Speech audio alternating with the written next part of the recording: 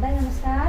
हजुर नमस्ते। हजुरको नाम भन्नुहोस् न मलाई। मेरो नाम चाहिँ राजकुमार सुनवार हो। हजुर कहाँदेखि आउनुभयो हजुर? अहिले चाहिँ म यो जोरपाटी अत्तरखेल भन्ने ठाउँ छ होइन, नेपाल मेडिकल कलेज, हजुर त्यही नै बस्छु म त्यहीँबाट आएको यहाँ चाहिँ। हजुरको उमेर कति भयो?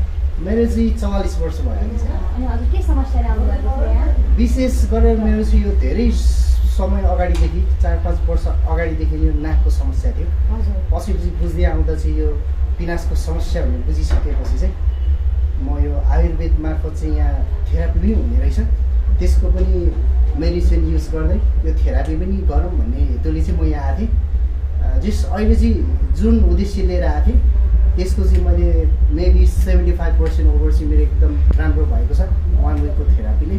हजुर 1 विकमा हजुरले नाकको लागि नसे थेरापी गर्नु भयो नि त आयुर्वेदिक? यो एकदम खुल्दैन थियो। हजुर यो धुन लिँदाखेरि के भन्छ त्यसलाई, धुन थेरापी भन्छ। यो धुवा अरूले नै सोधिराख्नु भएको थियो त्यो के को हो भनेर।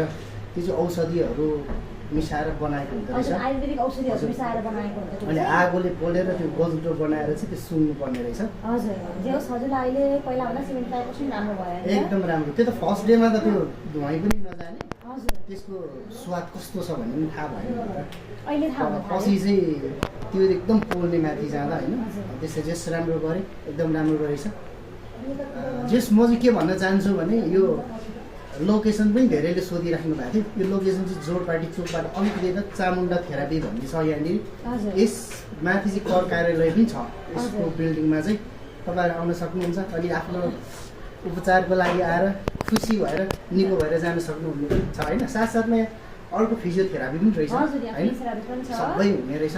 जस तपाईँहरू आएर चाहिँ भिजिट गर्न सक्नुहुन्छ। पैसा भन्ने कुरो त्यस्तै हो, मान्छेको लाइफ स्वास्थ्य राम्रो भयो भने जहिले पनि सक्छ। हजुर जस सबैले भिजिट गर्न आग्रह गर्दछु। हजुरलाई धेरै धेरै धन्यवाद। अझै झन् राम्रो हुनुपर्छ है बस थ्याङ्क यू। तपाईँ। फेरि आउनेछु अझै।